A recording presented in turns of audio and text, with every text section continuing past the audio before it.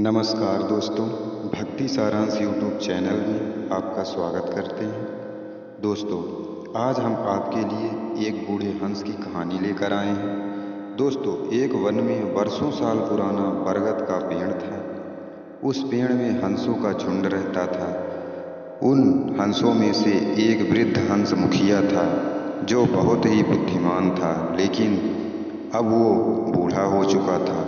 बुद्धिमान होने के कारण सभी हंस उसका बहुत ही सम्मान करते थे। वह हंस सभी हंसों को अच्छी शिक्षा देता था, उन्हें अपना जीवन जीने का तरीका बताता था।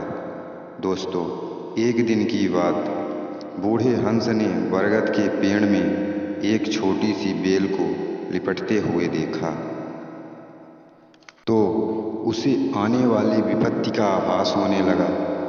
तब उस बूढ़े हंस ने सभी हंसों को बुलाया और बताया, ये बेल तने में लिपट रही है, जो कुछ दिन बाद बड़ी होकर हमारे लिए विपत्ति प्रकट कर सकती है, हमारे जीवन को संकट में डाल सकती है।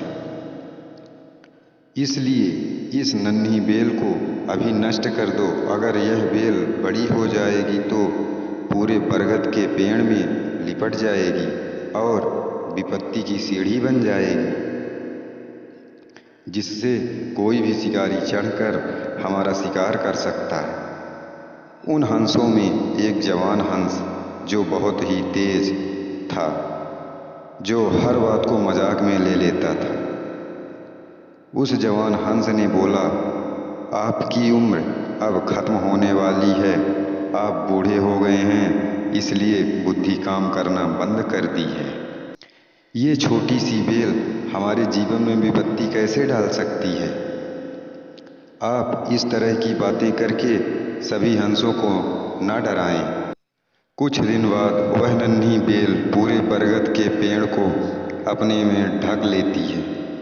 बेल का मोटा होने से वह सीढ़ी का रूप धारण कर ली। एक दिन जब सभी हंस भोजन की तलाश में गए हुए थे, तब एक शिकारी उस बरगद के पेड़ के पास आया। वह वृक्ष पर बेल की सीढ़ी को देखा। उसके मन में शिकार करने की इच्छा हुई। वह सीढ़ी के सहारे पेड़ पर चढ़कर जाल बिछाकर चला गया। जब शाम को सभी हंस आए तो बरगद के पेड़ पर बिछाए हुए जाल में फंस गए और विपत्ति में फंसकर सभी हंसों को बूढ़े हंस की याद आने लगी। सभी हंस को यह लगा कि अगर बूढ़े हंस की बात मान लेते तो यह नहीं होता। किसी भी हंस की बूढ़े हंस से बात करने के लिए आवाज़ नहीं निकल रही थी। एक हंस ने हिम्मत करके बूढ़े हंस से बोला, हम सभी आपकी बातों को न मानकर पश्चाताप कर रहे हैं। आप हमें माफ़ कर दीजिए। हमें इस जाल से बचने का कुछ रास्ता बताइए। आप हम सभी हंस के मुखिया हैं, आपकी बात नहीं माने हैं, इसलिए इस मुसीबत में फंस गए। दोस्तों, इसलिए कहते हैं कि अपने से बड़ों का कहना मानना चाहिए। किसी के पास कितना भी ज्ञान हो, पर जो ज्ञान हमें अपनों से बड़ों से मिलता है, वो हमारे जीवन के लिए उचित ही होगा। तब बूढ़े हंस ने कहा, अब मेरी बात ध्यान से सुनना। जब सुबह होते ही शिकारी आएगा तो सभी लोग बेहोश होने का नाटक करना।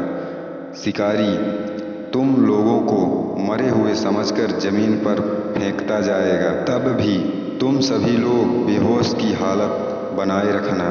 सबसे आखिरी में जब फेंकेगा तो मैं आवाज़ दूंगा, तो सभी लोग एक साथ उड़ जाना। बूढ़े हंस की बात सभी को समझ में आ गई।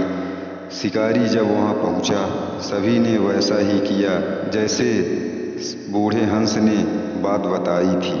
शिकारी देखा सभी हंस मरे हुए हैं, उसमें सभी को जमीन पर फेंकता गया। जब शिकारी अंतिम हंस को फेंका, तब वृद्ध हंस ने आवाज़ लगा दिया और सभी हंस आसमान में उड़ गए। शिकारी यह दृश्य देखकर आश्चर्यचकित हो गया। कुछ दूर जाकर सभी हंस एक पेड़ पर बैठ गए। सभी ने वृद्ध हंस को प्रणाम किया और माफ़ी मांगी।